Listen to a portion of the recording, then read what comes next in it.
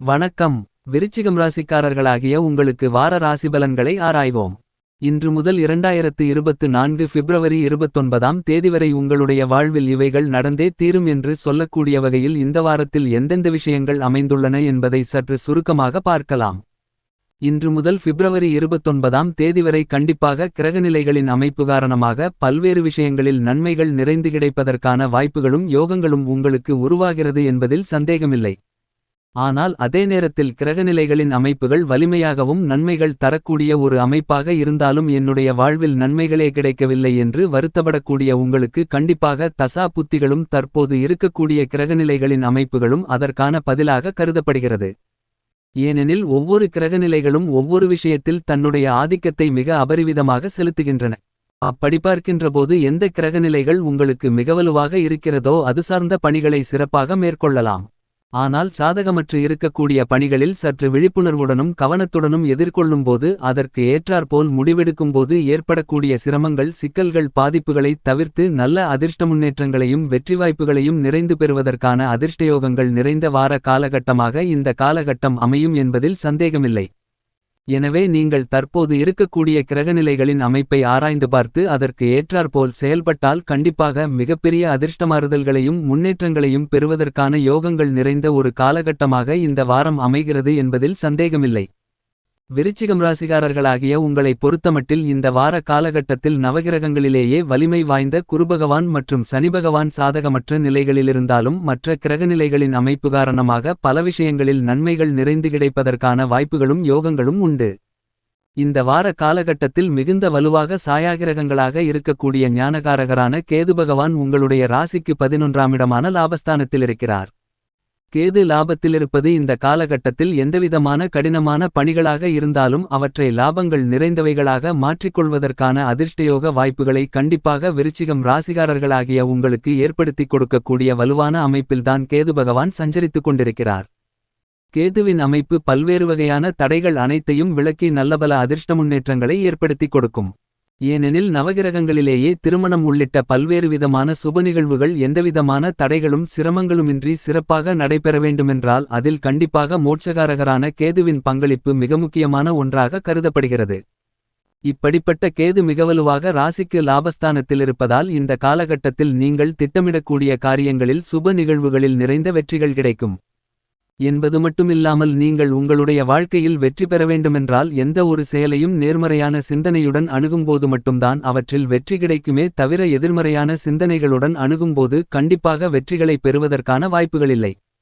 அந்த மாதிரியான நேர்மறையான எண்ணங்களை கொடுக்கக்கூடிய வலுவான அமைப்பில் கேது லாபஸ்தானத்தில் அமர்ந்திருக்கிறார். கேதுவின் ஆதிக்கம் அனைத்து விதமான பணிகளிலும் சற்று கூடுதலாக இருக்கும். எனவே நன்மைகளை இந்த காலகட்டத்தில் பல்வேறு வகையான சந்தர்ப்பங்களில் கண்டிப்பாக விருச்சிகம் ராசிக்காரர்களாகிய நீங்கள் எதிர்பார்க்கலாம் என்பது மட்டுமில்லாமல் ராகு பகவானும் மிகவலுவாக ராசிக்கு 5ஆம் இடமான பூர்வ புண்ணியஸ்தானத்தில் அமர்ந்திருக்கிறார். கேது மிகவலுவாக இருக்கக்கூடிய இந்த காலகட்டத்தில் ராகு ராசிக்கு 5ஆம் இடத்திலிருப்பது பெரிய அளவிற்கு சிரமங்களில்லை. குடும்ப ரீதியாக அவ்வப்போது சிறு சிறு தடைகள் தாமதங்கள் ஏற்பட்டாலும் மிகப்பெரிய அளவில் பாதிப்புகள் ஏற்படாது என்பதை தெளிவாகவும் துல்லியமாகவும் ராகு உறுதி செய்கிறார். சாயாகிரகங்களாக இருக்கக்கூடிய ராகுகேதுக்களின் அமைப்பு விருச்சிகம் ராசிக்காரர்களாகிய உங்களுடைய வாழ்க்கையில் நல்லபல அதிர்ஷ்ட முன்னேற்றங்களையும் வளர்ச்சிகளையும் ஏற்படுத்திக் கொடுக்கக்கூடிய விதத்தில் அமைந்துள்ளது என்பதுதான் யதார்த்தமான உண்மையாக கருதப்படுகிறது. என்பது மட்டுமில்லாமல் இந்த காலகட்டத்தில் ராசியின் அதிபதியாக இருக்கக்கூடிய செவ்வாய் ராசிக்கு 3ஆம் இடமான முயற்சி தைரிய வீரிய வெற்றி சகாயஸ்தானத்தில் உச்சம் பெற்று சஞ்சரிக்கிறார்.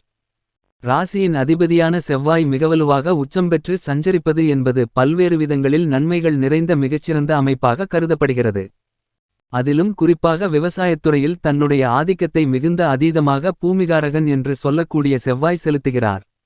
என்பது மட்டுமில்லாமல் மங்களகரமான சுப நிகழ்வுகளிலும் தன்னுடைய ஆதிக்கத்தை அதீதமாக செலுத்தக்கூடியவராக கருதப்படுகிறது.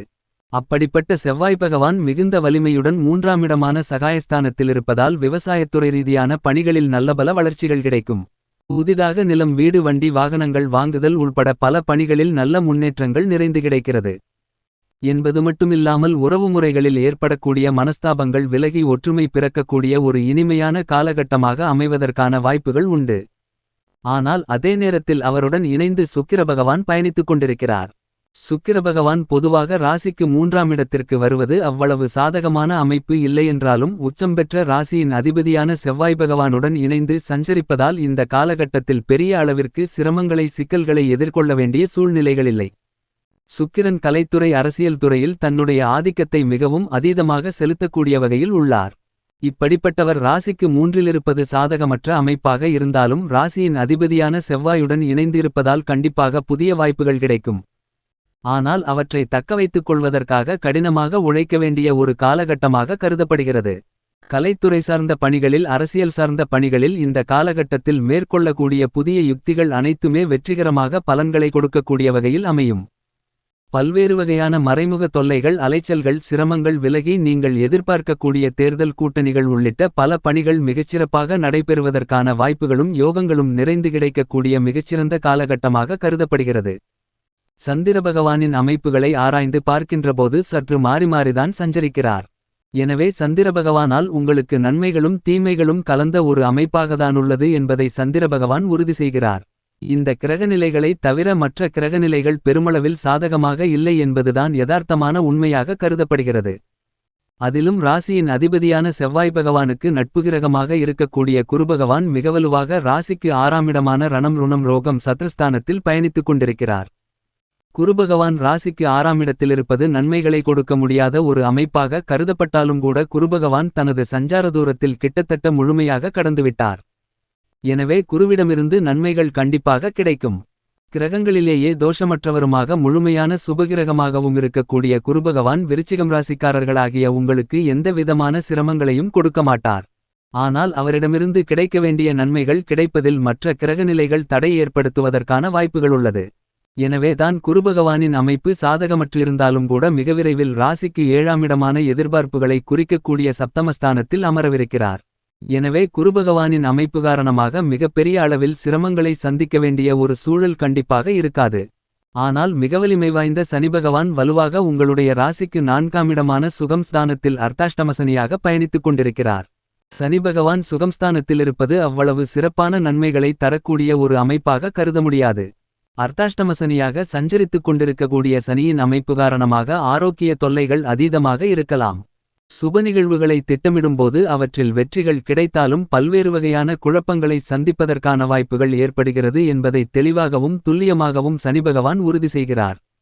என்பது மட்டுமில்லாமல் சனி தன்னுடைய அதிகாரத்தை தொழில் வியாபாரம் உத்தியோகம் போன்ற துறைகளில் மிக அபரிவிதமாக செலுத்துகிறார்.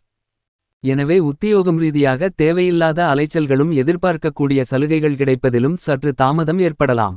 தேவையில்லாத அலைச்சல்கள் காரணமாக உடல் நல பாதிப்புகளை சந்திப்பதற்கான வாய்ப்புகள் இருக்கிறது. சற்று விழிப்புணர்வுடன் இருப்பது நல்லது. தொழில்துறை வியாபாரத்துறை போன்றவற்றில் புதிய ஒப்பந்தங்களை மேற்கொள்வதில் சற்று தாமதங்கள் ஏற்படலாம். அரசாங்க சலுகைகள் கிடைப்பதிலும் ஒரு மந்தமான சூழ்நிலைதான் நிலவுகிறது என்பதை சனிபகவான் தெளிவாகவும் துல்லியமாகவும் உறுதி செய்கிறார். முன்னேற்றங்களுக்கு சில விஷயங்களில் சிறு தடைகளை சந்திப்பதற்கான வாய்ப்புகளுள்ளது.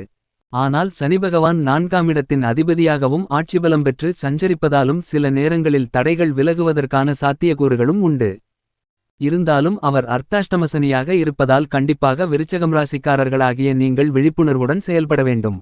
ஏனெனில் சனிபகவான் மட்டுமல்லாது சூரிய பகவானும் அவருடன் இணைந்து அர்த்தாஷ்டமஸ்தானத்தில் சஞ்சரிப்பதால் அவ்வளவு நன்மைகள் கிடைக்கக்கூடிய சிறந்த அமைப்பாக கண்டிப்பாக பார்க்க முடியாது என்பதை தெளிவாகவும் துல்லியமாகவும் ராஜகிரகமான சூரியன் உறுதி செய்கிறார்.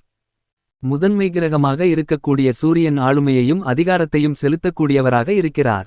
எனவே தொழில்துறை வியாபாரத்துறை உள்ளிட்ட பல பணிகளில் நீங்கள் எதிர்பார்க்கக்கூடிய பதவி உயர்வுகள் வருமான உயர்வுகள் மற்றும் பொறுப்புகள் கிடைப்பதில் சற்று தாமதம் ஏற்படுவதற்கான வாய்ப்புகள் உள்ளது. என்பது மட்டுமில்லாமல் உஷ்ணகிரகமாக இருக்கக்கூடிய சூரியன் சுகம்ஸ்தானத்தில் இருப்பதால் இந்த காலகட்டத்தில் அடிக்கடி ஆரோக்கிய தொல்லைகள் ஏற்படுவதற்கான வாய்ப்பும் சூழ்நிலையும் உள்ளது. எனவே ஆரோக்கியம் சார்ந்த விஷயங்களில் மிகுந்த கவனமும் விழிப்புணர்வும் கண்டிப்பாக தேவைப்படக்கூடிய ஒரு காலகட்டமாக கருதப்படுகிறது. என்பது மட்டுமில்லாமல் புத்திகாரகரான கல்விகாரகரான வித்தியாகாரகரான புதன் பகவானும் ராசிக்கு 4ஆம் இடமான சுகம்ஸ்தானத்தில் இணைந்து பயணித்துக் கொண்டிருக்கிறார். எனவே புதன் இந்த காலகட்டத்தில் சுகம்ஸ்தானத்தில் இணைந்திருப்பதால் பெரிய அளவிற்கு சிரமங்களை குறைப்பதற்கான வாய்ப்புகள் கிடைத்தாலும் கூட அர்த்தாஷ்டமஸ்தானத்தில் சனிபகவான் சூரிய பகவான் புதன் பகவான் இணைந்து சஞ்சரிப்பதால் எந்த பணியாக இருந்தாலும் அவற்றில் கூடுதல் கவனம் தேவை. ஏனெனில் உணர்ச்சிவசப்பட்டு சில தவறான முடிவு எடுப்பதற்கான வாய்ப்புகளும் உள்ளது என்பதை தெளிவாக இந்த கிரகநிலைகள் உறுதிப்படுத்துகின்றன.